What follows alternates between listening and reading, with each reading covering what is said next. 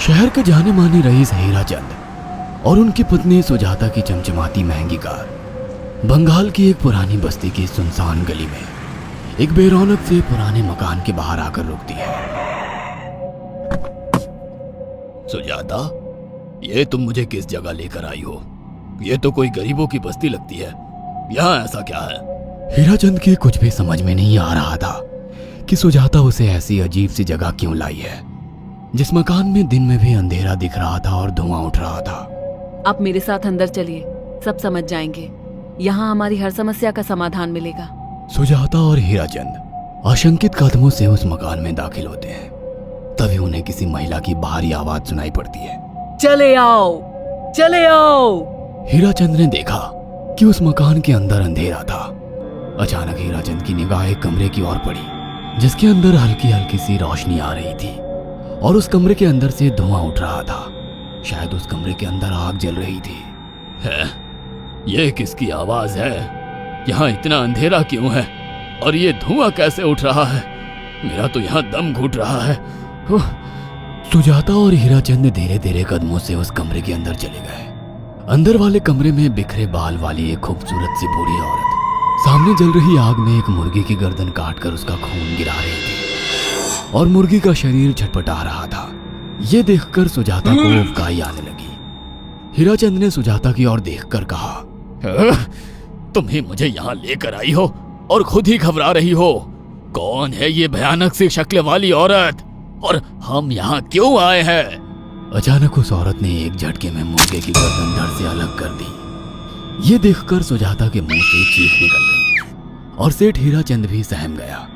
वो बहुत डरावना नजारा था। ये अघोरा ताई हैं। ये हमें अपनी काली तंत्र विद्या से संतान सुख प्रदान कर सकती हैं। इसलिए मैं आपको यहाँ लेकर आई हूँ। कैसी बात करती हो? जहाँ बड़े से बड़े डॉक्टर सफल नहीं हुए, वहाँ ये मामूली औरत क्या कर लेगी? हीराचंद की बात सुनकर अघोरी ताई ने गुस्से से हीराचंद की ओर देखकर कहा, नादान हीराचंद, काली विद्या में इतनी शक्ति है कि मरे को भी जिंदा कर दे। संतान पैदा कराना कौन सा मुश्किल है? तुम्हें मेरा नाम कैसे पता? क्या तुम सच में हमें संतान सुख दिला सकती हो? तुम जितनी दौलत मांगोगी मिल जाएगी, अगर ये संभव है तो। संतान का नाम सुनते ही हीराचंद की आंखों में चमक आ गई। वह संतान के लिए कुछ भी कर सकता था। तुम लोगों को मुझे एक नवजात शिशु लाकर देना होगा। मैं उस शिशु की बलि चढ़ा दूंगी और फिर वही शिशु तुम्हारे घर में फिर से जन्म लेगा। नवजात शिशु की बलि का नाम सुनते ही सुजाता और हरिचंद डर के मारे सिहर गए, पर उनकी आंखों में उनकी संतान का सपना ज्यादा बड़ा था। वो सब करने को तैयार थे। अघोरा ताई, आप जैसा कहेंगे हम वैसा करेंगे। बस हमें संतान सुख दिला दो। बिना वारिस के हमारी दौलत किस काम की? संतान सुख के लिए अंधे हो चुके सुजाता और हरिचंद अपनी नौकरानी शीला से एक नवजात बच्ची चोरी करवा के अघोरी ताई को दे देते हैं।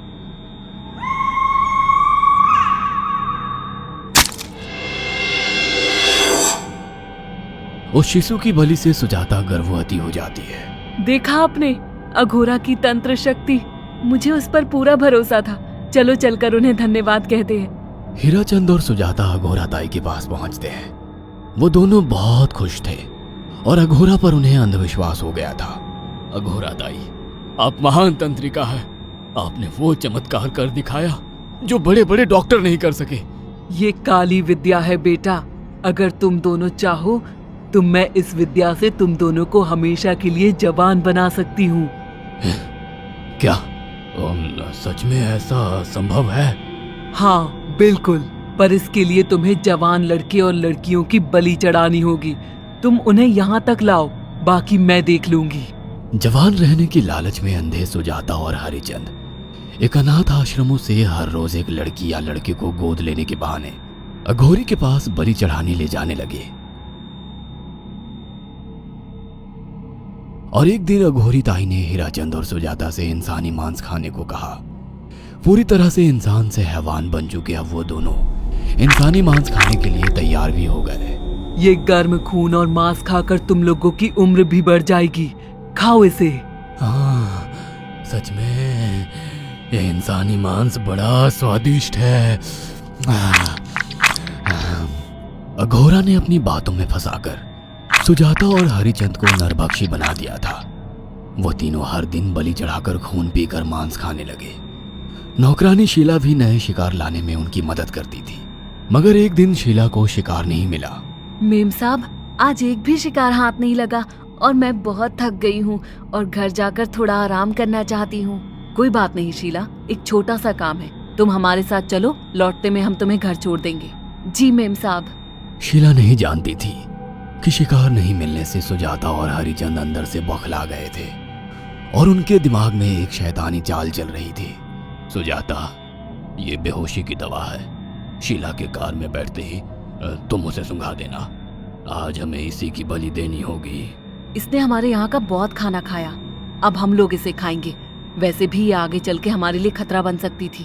कार में बैठते ही सुजाता शीला को बेहोश कर देती है और वो लोग सीधे अघोरी ताई के यहाँ पहुंच जाते हैं, जहाँ अघोरी ताई शीला की बलि चढ़ा देती है और तीनों मिलकर उसे नोच कर खाते हैं।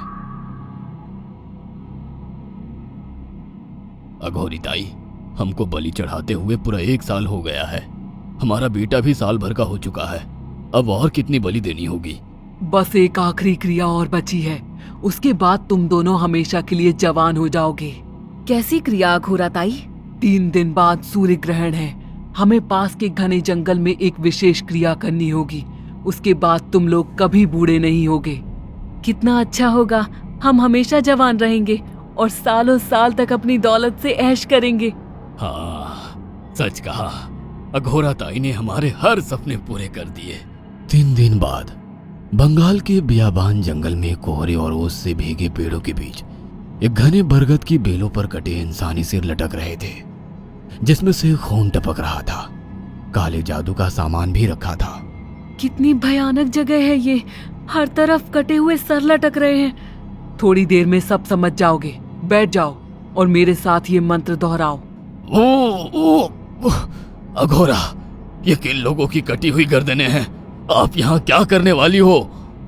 हीराचंद की बात सुनकर अघोरा जोर जोर से हंसने लगी और उसने एक शैतानी हंसी हंसते हुए हीराचंद की ओर देखकर कहा, तुम जैसे ही लोगों ने अपनी इच्छाओं को पूरा करने के लिए इन लोगों की बलि चढ़वाई है और फायदा उठाया है। अब तुम दोनों आंखें बंद करके यहाँ बैठ जाओ और मेरे साथ मंत्रों को दोहराते जाओ। अघोरा ने सुजाता और हरिचंद को वशीकरण मंत्र और काले जादू के इस्तेमाल से सम्मोहित कर दिया और देखते ही देखते वो एक भयानक डायन में बदल गई और चीखती हुई बोली, अब मैं तुम दोनों की बलि चढ़ाकर अमर हो जाऊंगी, क्योंकि तुम लोगों ने 100 लोगों की बलि का खून पिया है। देखते ही देखते उस डायन ने फरसे से एक एक करके सुजाता और हरिचंद की गर्दन काटकर जल रही आग में बलि चढ़ा दी और उनका गर्म खून पीने लगी। जब तक तुम जैसे मूर्ख और लालची लोग अपने फायदे के लिए दूसरों को मेरे पास लाते रहेंगे, मैं उनका फायदा उठाकर ऐसे ही उनकी बलि चढ़ाती रहूंगी। दरअसल अघोरा एक डायन थी और अपना स्वार्थ पूरा करने के लिए उसने हीराचंद और सुजाता की लालच का फायदा उठाकर उनकी भी बलि चढ़ा दी। बुरे काम का बुरा ही नतीजा मिलता है। अगर आपको हमारी ये कहानी पसंद आई हो तो इसे लाइक और शेयर करना ना भूलें। साथ ही ऐसी और नई कहानियों के अपडेट्स पाने के लिए हमारे चैनल अक्षु टीवी को जरूर सब्सक्राइब करें।